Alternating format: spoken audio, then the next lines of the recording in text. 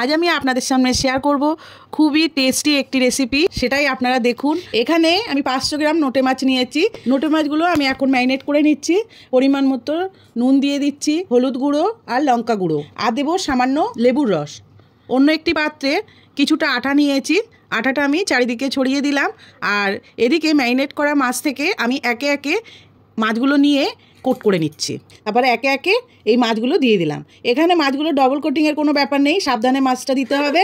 আর এক পিঠ ভালোভাবে ভাজা হলে তারপরেই উল্টাতে হবে।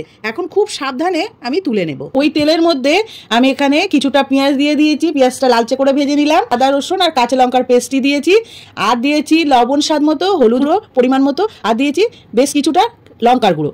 তো কিছুটা সময় মশলাটা কষিয়ে নেওয়ার পর গ্রেভির জন্য জল দিয়ে দিলাম 1 বাটি পরিমাণ। এখন ভেজে রাখা নোটে মাছগুলো দিয়ে দিচ্ছি। ব্যাস একটু ফুটে উঠলেই রেডি হয়ে গেল